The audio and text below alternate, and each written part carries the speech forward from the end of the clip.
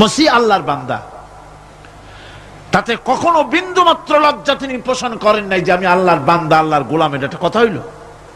এরকম লজ্জা তিনি পোষণ করেন। এমনকি তার নিকটবর্তী ফেরেশতা যারা, তারাও আল্লাহর বান্দা গোলাম হওয়ার জন্য তাদের ভিতরে কোনো লজ্জা নাই।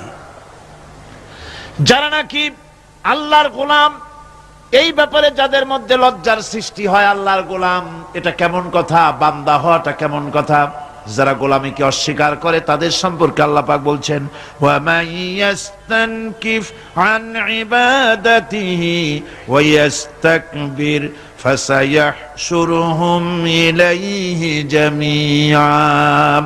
কেউ যদি আল্লাহর বন্দেগী করার ব্যাপারে লজ্জা পোষণ করে, যদি লজ্জার কারণ মনে করে, অহংকার করে, গৌরব করে, তাহলে তারা পালাবে কোথায়, যাবে কোথায়? আমি কিয়ামতের দিন সবগুলিকে এক জায়গায় করে ফেলবো। সুতরাং আল্লাহ পাকের গোলামিতে আল্লাহ যে বান্দা বলে যখন ডাকেন, লজ্জার কোনো কারণ নাই। অহংকার যে করবে সে নিজেকে ধ্বংস করবে। আল্লাহ পাক সব নবীদেরকে নিজের বান্দা বলেছেন। নবীরা কি আল্লাহ পাকের বান্দা। হযরত ইউসুফ আলাইহিস সালাম সম্পর্কে আল্লাহ পাক বলছেন, কাযালিকা লিনাসরিফা আনহু সুআ ওয়াল ফাহশা ইন্নাহু মিন ইবাদিনাল মুখলাসিন। এরূপই ঘটলো যাতে আমি ইউসুফ আলাইহিস সালামকে, আমার বান্দা, তাকে আমি নির্লজ্জতা ইত্যাদি থেকে আমি রক্ষা করেছি। নিশ্চয়ই হযরত ইউসুফ ছিল আল্লাহ পাকের বান্দা, আল্লাহ পাকের আব্দ। রাসূল করিম সাল্লাল্লাহু আলাইহি ওয়াসাল্লাম তিনি হচ্ছেন সর্বশ্রেষ্ঠ আল্লাহর পয়গম্বর। তার থেকে শ্রেষ্ঠ নবী আর কি কেউ আছে? জোরে বলেন, আছে? তার থেকে মাহবুব, তার থেকে শ্রেষ্ঠ আল্লাহর কাছে আর কেউ নাই। সেই নবীকে আল্লাহ রাব্বুল আলামিন কোরআনে কারীমের ভিতরে তাকে আব্দ বলেছেন। কি বলেছেন? অনেকগুলি আয়াত আছে যে আয়াতের ভিতরে আল্লাহ পাক তার নাম নেন নাই, নবী বলেন নাই, রাসূল বলেন নাই, শুধু বলেছেন আব্দ। যেমন ফাআওহা ইলা আবদিহি মা আওহা। অতঃপর তার বান্দার নিকট যা ওহী করার ছিল তা তিনি করলেন। সেই বান্দাকে আল্লাহ সাল্লাল্লাহু আলাইহি ওয়াসাল্লাম। সুতরাং আবদিয়াত, ইবাদত, গোলামি, এটা হচ্ছে মানুষের জীবনের সবচেয়ে বড় মর্যাদাকর খেতাব, আল্লাহর পক্ষ থেকে আল্লাহর বান্দা হওয়া। গোলামি পরিপূর্ণ রূপে হবে কেবলমাত্র আল্লাহ পাকের। এই গোলামির জন্যই আল্লাহ পাক আমাদেরকে সৃষ্টি করেছেন, অন্য কোনো কাজে আমাদেরকে সৃষ্টি করেন নাই। আমাদেরকে গোলামি করতে হবে, আনুগত্য করতে হবে কেবলমাত্র কার বলুন তো? এই গোলামি যদি সঠিকভাবে করি, যদি বান্দারা যারা আল্লাহ পাকের বান্দা বলে, গোলাম বলে নিজেদেরকে দাবি করে, যদি সঠিকভাবে ইবাদতটা করা যায়, তাহলে আল্লাহ তাদের জন্য কি ওয়াদা করেছেন শুনুন। দুনিয়ায় তাদেরকে আল্লাহ পুরস্কার দেবেন, আখিরাতেও দেবেন। এটা বন্ধ করেন। দুনিয়া এবং আখিরাতে আল্লাহ পুরস্কার দেবেন। সে পুরস্কারটা কি? দুনিয়ার পুরস্কারটা আগে শোনেন। আল্লাহ পাক বলেন, যারা আমার ইবাদত করবে তাদের ব্যাপারে আমার ওয়াদা শোনো। ওয়াদাল্লাহু আল্লাযীনা আমানু ওয়া আমিলুস সালিহাতি লায়াস্তাখলিফান্নাহুম ফিল আরদি কামা ইস্তাখলাফাল্লাযীনা মিন ক্বাবলিহিম। তোমাদের মধ্যে যারা ঈমান এনেছে এবং সৎ কাজ করেছে, আল্লাহ রাব্বুল আলামিন তাদের ব্যাপারে আল্লাহর ওয়াদা হচ্ছে, আল্লাহর প্রতিজ্ঞা হচ্ছে, আল্লাহ ওয়াদা করতেছেন তাদেরকে জমিনের উপরে প্রতিষ্ঠিত করবেন। যেমন করে তোমাদের পূর্বপুরুষদেরকে প্রতিষ্ঠিত করা হয়েছিল, ওইভাবে তোমাদেরকে প্রতিষ্ঠিত করা হবে। সুবহানাল্লাহ। প্রতিষ্ঠিত করা হবে মানে রাষ্ট্র ক্ষমতা দেওয়া হবে। কি দেওয়া হবে? যদি গোলাম হও। যদি কি হও? গোলাম। আল্লাহ পাক বলছেন শুধু তাই নয়, আমি আমার দিনকে যারা প্রতিষ্ঠা করবে, আমার গোলামেরা যদি, আমার বান্দারা সঠিকভাবে যদি আমার গোলামি করে, ঈমান আনে, আমলে সালেহ করে, নেক কাজ করে, আমি তাদেরকে রাষ্ট্র প্রতিষ্ঠার সুযোগ করে দেব। আর তাদের জন্য ভীতির পরিবর্তে, সন্ত্রাসের পরিবর্তে শান্তি কায়েম করে দেব। সুবহানাল্লাহ। ওয়ালাইউমাত لَنُمَكِّنَنَّ لَهُمْ دِينَهُمُ الَّذِي ارْتَضَىٰ لَهُمْ وَلَيُبَدِّلَنَّهُم مِّنْ خَوْفِهِمْ أَمْنًا। তাদের দিনকে তারা নিজেদের জন্য যা পছন্দ করেছে অবশ্যই তিনি তা কায়েম করে দিবেন, এবং সন্ত্রাস আর ভীতির পরিবর্তে আল্লাহ নিরাপত্তা দান করবেন। জোরে কোন সুবহানাল্লাহ। সন্ত্রাস বন্ধ হবে, চুরি ডাকাতি জেনা ব্যভিচার সব বন্ধ হয়ে যাবে। তোমরা ক্ষমতায় থাকবে, তোমরা ডমিনেটেড হবে না, তোমরা ডমিনেট করবে, গোটা পৃথিবীকে শাসন করবে, শাসিত তোমরা হবে না। আর ভীতির পরিবর্তে নিরাপত্তা তোমরা লাভ করবে। কি করলে? ইয়াবুদুনানি লা ইউশরিকুনা বি শাইআ। সুতরাং তারা যেন আমার ইবাদত করে এবং আমার সঙ্গে যেন কাউকে শরীক না করে। আল্লাহ বলছেন তোমরা যদি আমার সাথে শরীক না করো, ইবাদতের মধ্যে কাউকে যদি শরীক স্থাপন না করো, আর যদি তোমরা আমার ইবাদতটা সলিড ভাবে আমার জন্যই করো, তাহলে রাষ্ট্র ক্ষমতা তোমাদের হাতে আসবে, সন্ত্রাস নির্মূল হবে, শান্তি প্রতিষ্ঠিত হবে। এই হচ্ছে দুনিয়ার পুরস্কার। এটা কিসের পুরস্কার? আর আখিরাতের পুরস্কারের কথা বলা হচ্ছে, وَمَن يُطِعِ اللَّهَ وَرَسُولَهُ وَيَخْشَ اللَّهَ وَيَتَّقِهِ فَأُولَئِكَ هُمُ الْفَائِزُونَ। যে ব্যক্তি আল্লাহ এবং রাসূলের আনুগত্য করেছে, আল্লাহকে ভয় করে চলেছে, তার গজব থেকে বেঁচে রয়েছে, সেই হচ্ছে সফল কাম। সফল কাম মানে কি? কিয়ামতের দিন আল্লাহ পাক তাদেরকে জান্নাত দান করবেন। আল্লাহ পাক তাদেরকে কিয়ামতে কি দিবেন? জান্নাত দিবেন, চিরস্থায়ী শান্তির জায়গা, সেই জান্নাত লাভ করা যাবে। আজ ইবাদতের এই যে গুরুত্বপূর্ণ ইবাদত, এই ইবাদতের ভুল অর্থ সমাজের ভিতরে ছড়িয়ে আছে। সাধারণ মানুষও ভুল করেছে, অসাধারণ মানুষেরাও ইবাদতের ভুল অর্থ করে ভুলের মধ্যে নিমজ্জিত আছে বিরাট সংখ্যক লোকেরা। সাধারণ মুসলমানেরা তারা যে ভুলটা করলো ইবাদতের অর্থ করতে গিয়ে, সেটা হলো এই, সাধারণ লোকেরা মনে করলো কয়েকটা অনুষ্ঠানের নাম হচ্ছে ইবাদত, নামাজ, রোজা, হজ, যাকাত, সাদকা, ফিতরা, এর নাম হলো ইবাদত। অনুষ্ঠান শেষে তারা নিজেদেরকে স্বাধীন মনে করলো। তারা আল্লাহ পাকের প্রত্যেকটি আইনের ধারাকে লঙ্ঘন করলো। বছরে একবার রোজা রেখে, বছরে এক মাস রোজা রেখে মনে করলো ইবাদত শেষ। 5 ওয়াক্ত নামাজ পড়ে মনে করলে ইবাদত শেষ। আমি প্রশ্ন করি, 5 ওয়াক্ত নামাজের নামই যদি হয় ইবাদত, 5 ওয়াক্ত নামাজের নামই ইবাদত, এটাই যদি হয়, তাহলে 5 ওয়াক্ত নামাজ পড়তে সময় লাগে কত? উজু টুজু করে বড় জোর 1-1.5 ঘন্টা সময় লাগে 5 ওয়াক্ত নামাজ পড়তে। তো এর নাম যদি হয় ইবাদত, তার অর্থ কি দাঁড়াবে? অর্থ দাঁড়াবে আপনি 24 ঘন্টার ভিতরে 1 থেকে 1.5 ঘন্টার জন্য আল্লাহর গোলাম, বাকি 22 ঘন্টার জন্য শয়তানের গোলাম হতে কেউ রাজি আছেন? রোজার নামই যদি হয় শুধু ইবাদত, তাহলে তার অর্থ দাঁড়াবে বছরের ভিতরে একটা মাসের জন্য আপনি আল্লাহর গোলাম, আর 11 মাসের জন্য শয়তানের গোলাম হতে কেউ রাজি আছেন? তাহলে বিষয়টা কি? বিষয়টা হচ্ছে নামাজ, রোজা, হজ, যাকাতি শুধুমাত্র ইবাদত নয়, আনুষ্ঠানিক ইবাদত তো বটেই, কম্পালসারি ইবাদত তো বটেই, কিন্তু শুধুমাত্র নামাজ, রোজা, হজ, যাকাত ইবাদত শুধুমাত্র নয়, এগুলি হচ্ছে ইবাদতের পার্ট, ইবাদতের অংশ। বরং জীবনের সব ক্ষেত্রে আল্লাহর হুকুমকে মানার নামই হচ্ছে। ভাইরা আমার, একদিকে নামাজ রোজা করছি, অন্যদিকে আল্লাহর আইনের প্রতিটি ধারাকে লঙ্ঘন করে চলছে, মিথ্যা ওয়াদা করে, মিথ্যা কথা বলে, সুদ খায়, ঘুষ খায়, জেনা করে, এরপরে অন্যের হক নষ্ট করে, প্রতিবেশীর হক নষ্ট করে, হারাম মাল খায়, হকদারের হক নষ্ট করে, প্রতিবেশীর হক নষ্ট করে, জিন্দা মুর্দা মানুষকে নিজের জন্য শক্তিধর বলে মনে করে, এক টুকরা রুটির জন্য অথবা এক ফোঁটা, এক ঘটি পানির জন্য কাফেরের কাছে হাত পেতে দাঁড়ায়া থাকে। এই যদি অবস্থা হয়, এটাই যদি হয় ঈমান, আর এটার নামে যদি ইবাদত হয়, তাহলে এই পৃথিবীর মুসলমানের আজ লাঞ্ছিত কেন? আল্লাহর ওয়াদা কি মিথ্যা?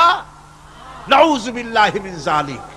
আমাদের ইবাদত যদি ঠিক হয়, যদি সত্যিকারের ইবাদত যদি আমরা করে থাকি, তাহলে ক্ষমতায় ইমানদারেরা নাই কেন? বিশ্ব জুড়ে মুসলমানেরা লাঞ্ছিত কেন? তাহলে বুঝতে হবে ইবাদতের মধ্যে বিরাট গরমিল করে ফেলেছি, ঠিক কিনা? লক্ষ্য করুন, যেই লোকটা হজ করতেছে, উমরা করতেছে, নামাজ পড়তেছে, মসজিদ মাদ্রাসায় চাঁদা দিতেছে, ওই লোকটি আবার ব্যাংকের থেকে সুদের টাকা নিয়ে ব্যবসা চালাইতেছে। ব্যবসা ঠিক রাখার জন্য, ইনকাম ট্যাক্স ফাঁকি দেওয়ার জন্য ব্যবসায়ীরা 2 ধরনের 3 ধরনের খাতা মেনটেন করছে। কথা ঠিক কিনা? মিথ্যা কথা বলছে, ঘুষ দিতেছে, বেশি করে বিদ্যুতের বিল যাতে না আসে সেজন্য যারা বিদ্যুৎ লাইনে আছে তাদেরকে পয়সা দিয়ে ম্যানেজ করতেছে, ঠিক কিনা? মিল কল কারখানা যাদের আছে, লক্ষ লক্ষ টাকা বিদ্যুৎ বিল হয়, কিন্তু লাইনম্যানদের সঙ্গে ম্যানেজ করে গভর্নমেন্টকে ফাঁকি দেওয়া হচ্ছে, ঠিক কিনা গণ? তোমার নামাজের দাম কি?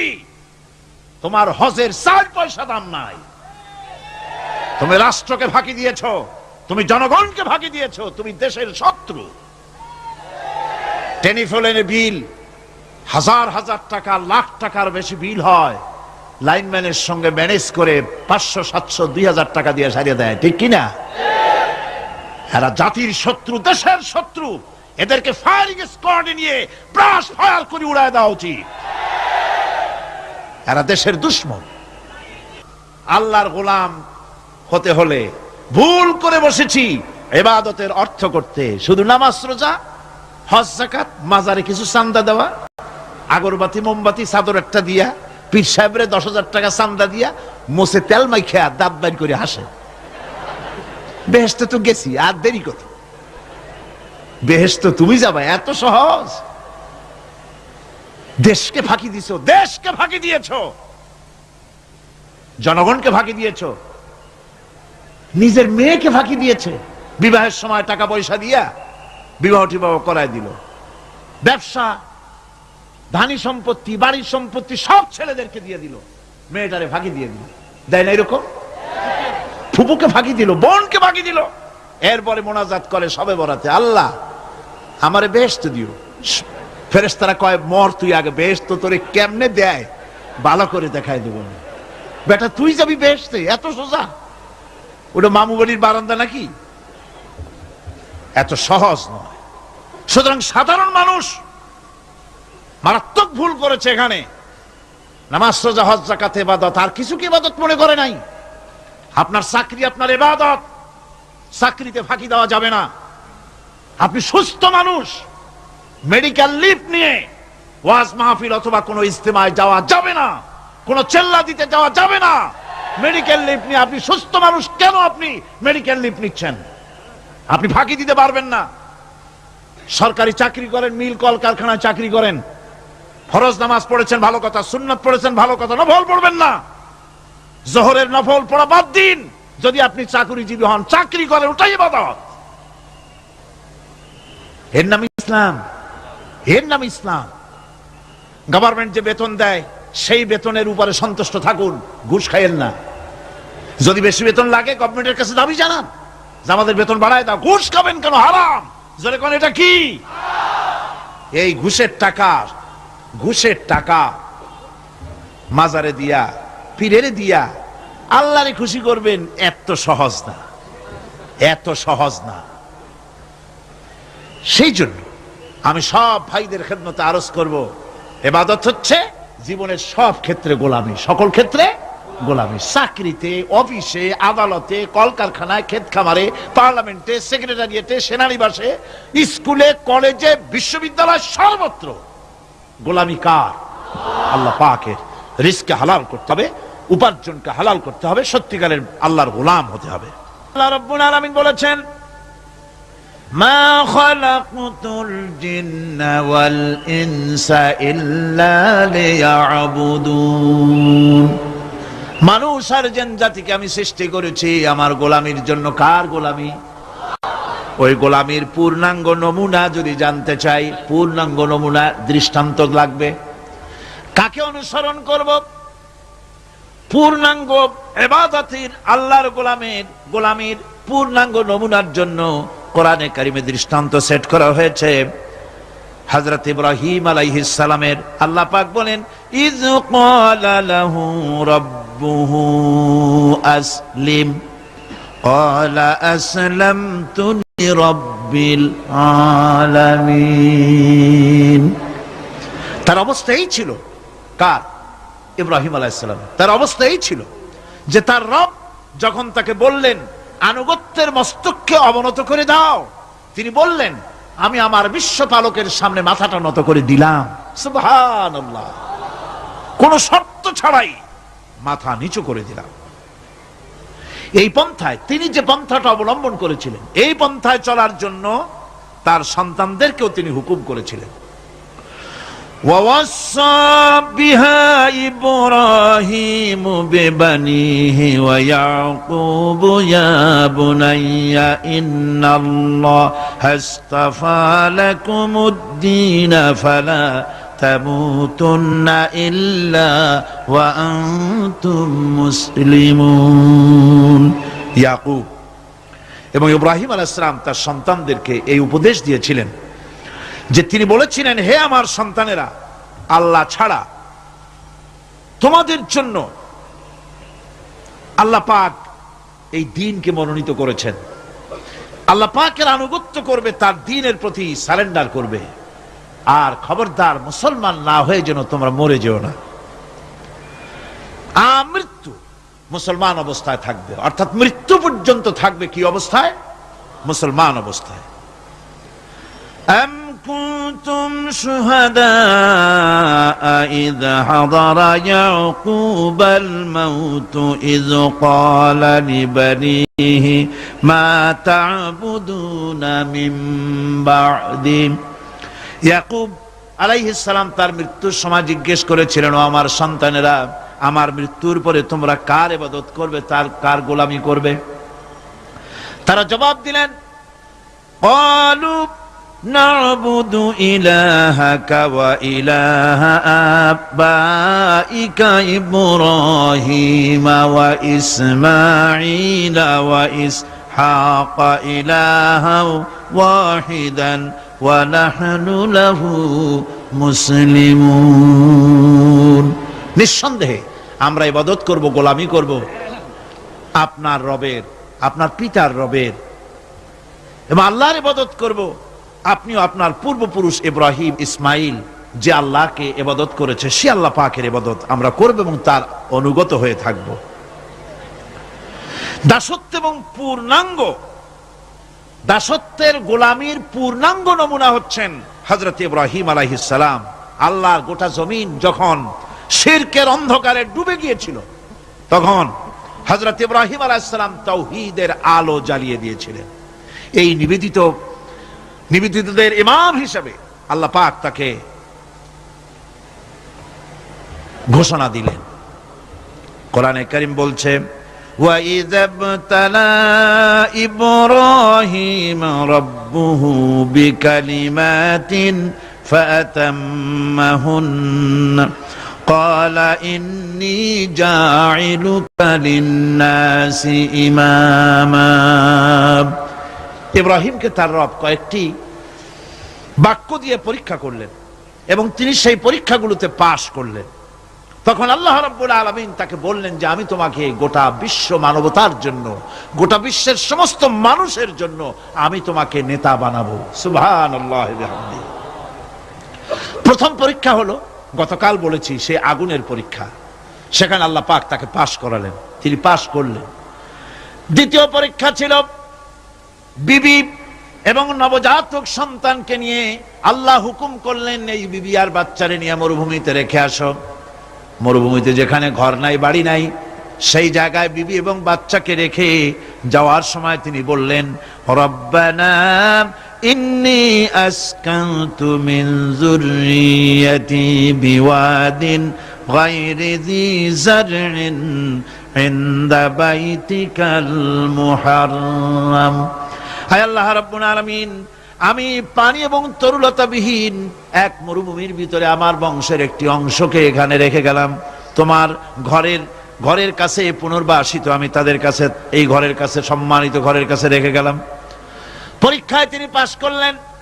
হযরতে হাজেরা প্রশ্ন করলেন, ইব্রাহিম, পানি নাই, খাবার নাই, মানুষ নাই, ঘর নাই, বাড়ি নাই, মরুভূমির ভিতরে আমাকে আমার বাচ্চারে ফেলে রেখে যাচ্ছ কেন? কোনো জবাব নাই। 2 বার 3 বার প্রশ্ন করলেন। এরপরে তিনি আবার প্রশ্ন করলেন, বললেন, ইব্রাহিম, এটা কি আল্লাহর হুকুম নাকি? হযরত ইব্রাহিম আলাইহিস সালাম নিজের কলিজার টুকরা সন্তান আর বিবিকে রেখে যেতেছেন ভারাক্রান্ত মন নিয়ে। তিনি আকাশের দিকে আঙ্গুল উঁচু করে দেখালেন। হযরত হাজেরা বুঝলেন ইনি তো আল্লাহর পয়গম্বর, আমার কোনো অপরাধে এভাবে ফেলে যাওয়ার কথা নয়। তিনি বুঝলেন এটা আল্লাহর হুকুম। হযরতে হাজেরা বললেন, ইব্রাহিম রে, নিশ্চিন্ত মনে বাড়ি ফিরে যাও, আমার মনে কোনো চিন্তা নাই, কোনো পেরেশানি আর এখন নাই। আল্লাহর হুকুমেই যদি আমাকে এই মরুভূমির ভিতরে ফেলে যেয়ে থাকো, তাহলে আমি ওই আল্লাহর প্রতি এতটা ভরসা রাখি যে এই মরুভূমির ভিতরে জল পানি শূন্য, খাদ্য শূন্য জায়গায় আমি আমার বাচ্চাকে আল্লাহ রব্বুল আলামিন না খাওয়াইয়া মারবেন না। দ্বিতীয় পরীক্ষায় পাশ করল। 3 নম্বরে পরীক্ষা হলো, সন্তান বড় হয়ে গেছে, বুদ্ধি হয়েছে, দৌড়াতে পারে। আল্লাহ রাব্বুল আলামিন হুকুম করলেন, ছেলেকে জবাহ করো। কত বড় আগুনের পরীক্ষা! কোরআন শরীফ বলছে, হযরত ইব্রাহিম আলাইহিস সালাম নিজের ছেলেকে ডেকে নিয়ে বললেন, ইয়া বুনাইয়া ইন্নী আরা ফিল মানামি আন্নী আযবাহুক ফানজুর মাযা তারা। হে আমার কলিজার টুকরা সন্তান, আমি স্বপ্নে দেখেছি যেন আমি তোমাকে জবাহ করতেছি, তোমার রায় কি, তোমার মত কি, আমারে শোনাও। ছেলে পয়গম্বর, ছেলে তার জবাবে বললেন, ইয়া আবাতি ফাআল মা তু'মার সাতাজিদুনি ইনশাআল্লাহু বিনাস সাবিরিন। হে আমার আব্বাজান, আপনি যে ব্যাপারে স্বপ্নের ভিতরে আদিষ্ট হয়েছেন, আপনি তা কার্যকরী করুন। আমাকে এতটুকু অধৈর্যের মধ্যে পাবেন না, আমাকে ধৈর্যশীলদের মধ্যে পাবেন। আমারে আপনি আল্লাহর হুকুম পালন করেন। আল্লাহ পাক শোনাচ্ছেন, ফালাম্মা আসলামা ওয়া তাল্লাহু লিল জাবিন। পিতা পুত্র দুজনই রাজি হয়ে গেল। পিতা তার ছেলেকে কাঁধ করে গলার উপরে ছুরি ধরেছেন। আল্লাহ রাব্বুল আলামিন ইসমাইল জবাহ হোক, এটা আল্লাহ চান নাই, আল্লাহ চেয়েছেন পরীক্ষা করতে। পরীক্ষায় ইব্রাহিম পাশ হয়ে গেলেন। আল্লাহ পাক বলছেন, ওয়ানাদাইনাহু আইয়া ইব্রাহিম ক্বাদ সাদ্দাকতার রুইয়া ইন্না কাযালিকা নাজজিল মুহসিনিন। আমি ইব্রাহিমকে ডেকে বললাম, ইব্রাহিম, তুমি তোমার স্বপ্নকে বাস্তবে রূপ দিয়েছো, আর এভাবেই করি আমি মুহসিনিনদেরকে পুরস্কৃত করে থাকি। আল্লাহ পাক খুশি হলেন। আল্লাহ পাক বললেন, ইন্না হাযা লাবালাউল মুবিন। নিঃসন্দেহে এটি একটি বিরাট পরীক্ষা ছিল। ঠিক কি লাগান? আল্লাহ নিজে বলছেন এটা একটি বিরাট পরীক্ষা, আজিম ইমতিহান। সে ইমতিহানে তিনি পাশ করলেন।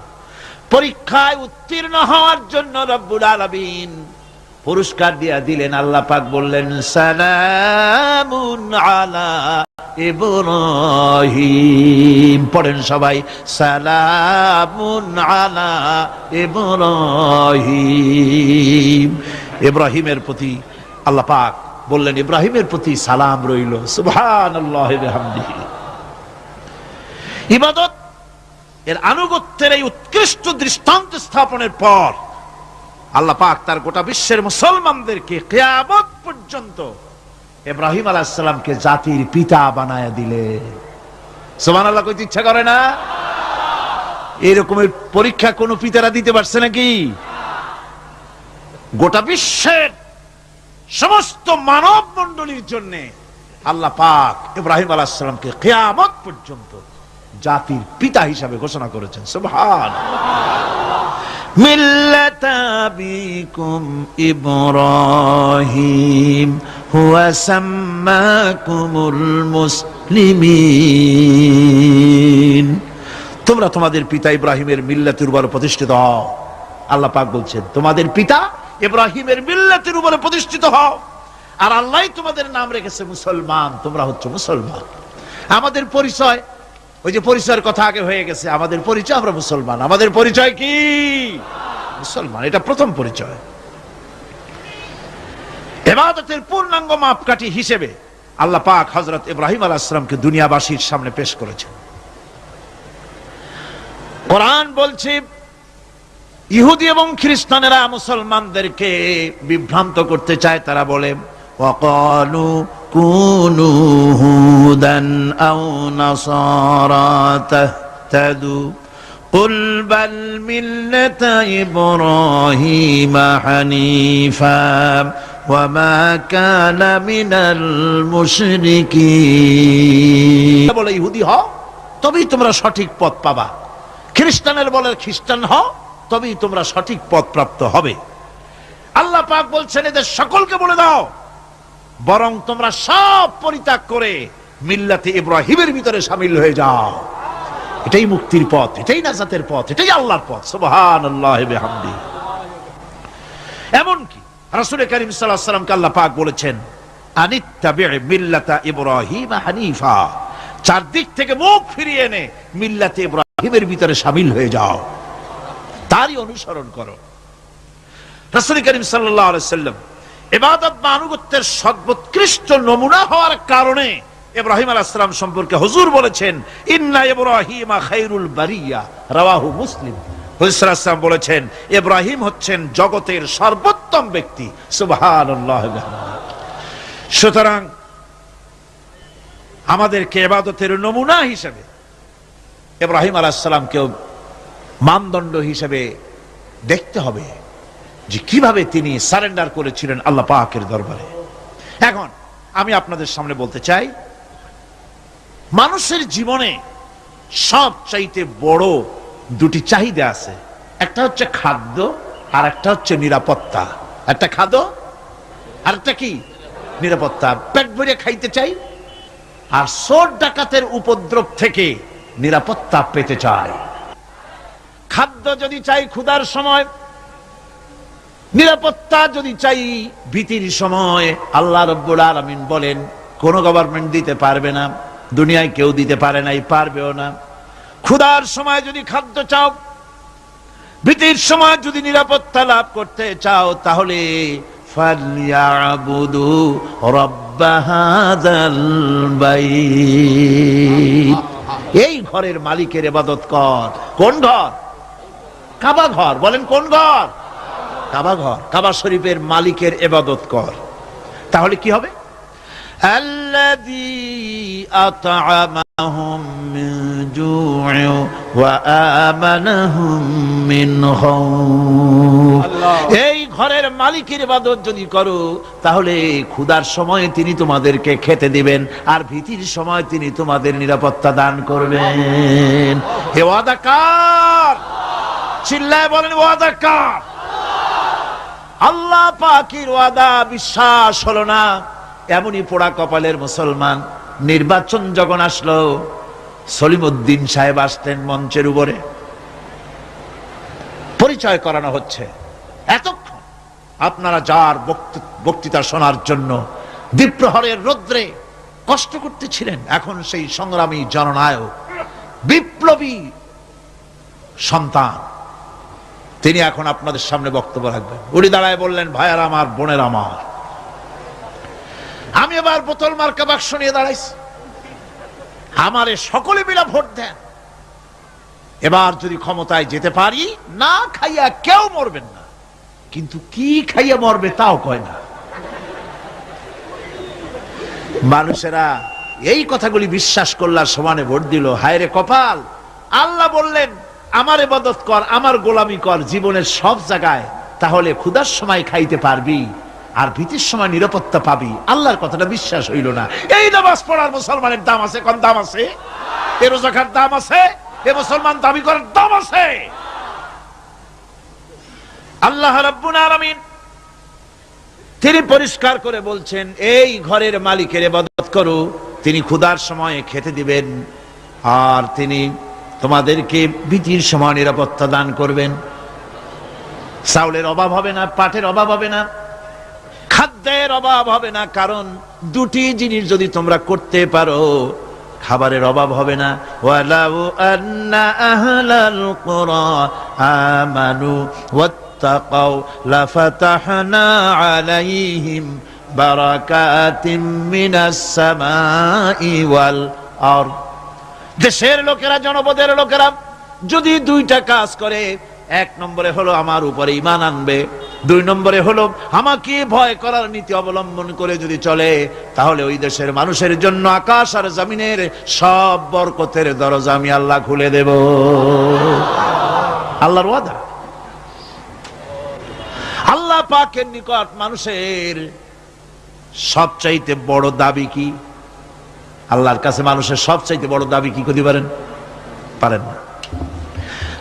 আল্লাহ পাকের কাছে মানুষের শ্রেষ্ঠ দাবিটা আল্লাহ নিজেই শিখাই দিয়েছেন। আমার কাছে দাবি কর, ইহদিনাস সিরাতাল মুস্তাকিম।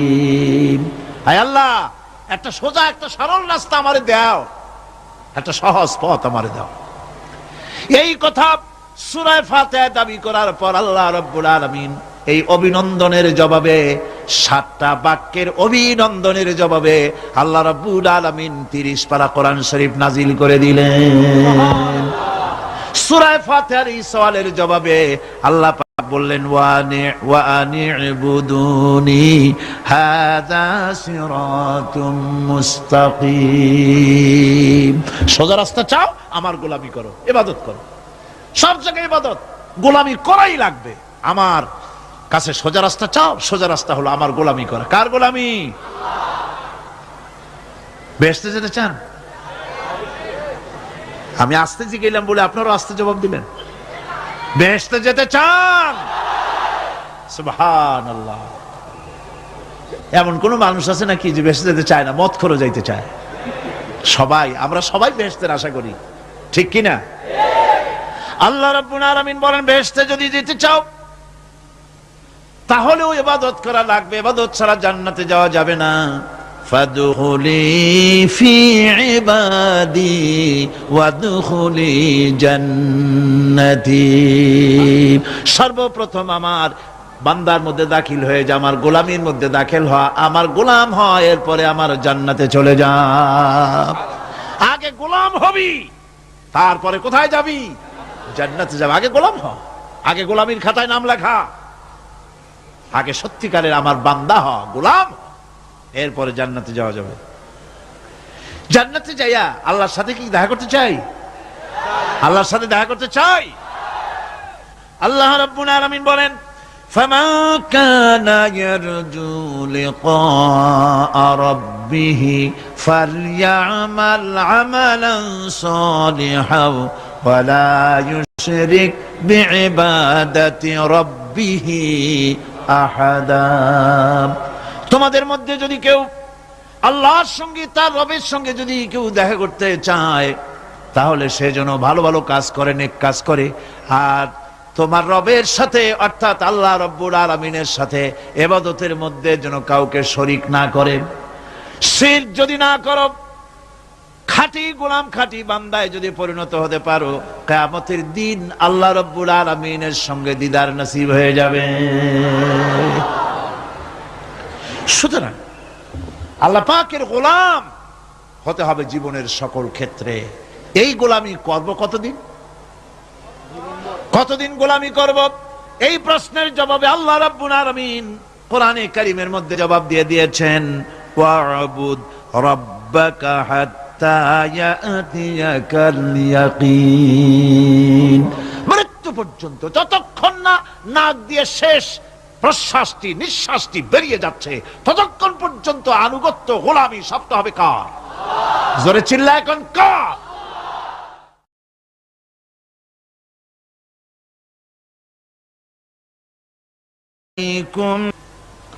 দুনিয়া আল্লাহ পাক আমি এদেরকে এরকম বলি নাই আমার পূজা করার জন্য, এরা আমার পূজা করেছে।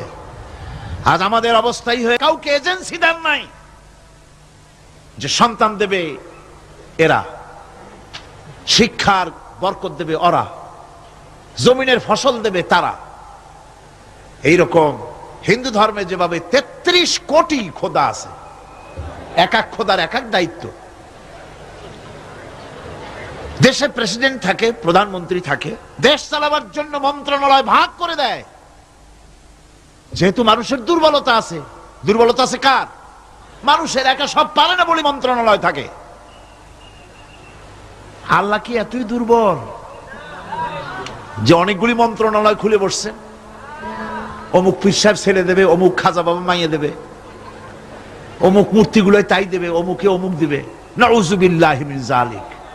সুতরাং আমাদেরকে বুঝতে হবে, আল্লাহর ওলি তো ঠিকই আছে, আল্লাহর ওলিদের বিরুদ্ধে আমার কোনো বক্তব্য নাই। যারা আল্লাহর ওলি হক, তাদেরকে সম্মান করি, শ্রদ্ধা করি, ঠিক কিনা? যাদের কাছে ইলম আছে, সাজাইয়া গুছাইয়া একটা বিশাল কিছু বানাইয়া পেটের মধ্যে বোমা মারলেও কিছু পাওয়া যায় না, বিরাট একটা কেবলা, নামের আগে এত কিছু বসায়, হায় হায়, নামই খুঁজে পাওয়া যায় না। সিরাজুস সালিকিন, মিসবাহুল আরিফিন, রাহনুমায়ে বেদাত, আশিকে পামদান, সিয়াহে দানদান।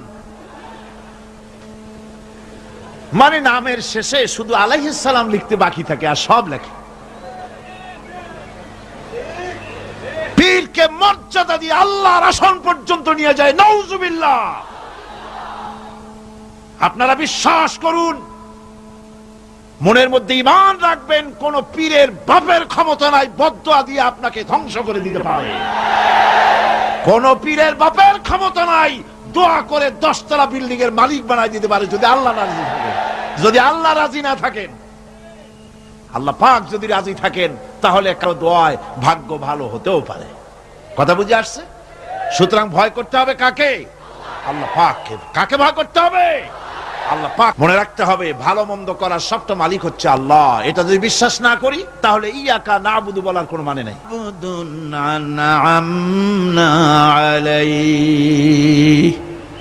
তিনি তো একজন বান্দা, তিনি আমার বান্দা ছাড়া আর কিছুই নন। আমি তার প্রতি অনুগ্রহ করেছি। বান্দা, আমার বান্দা।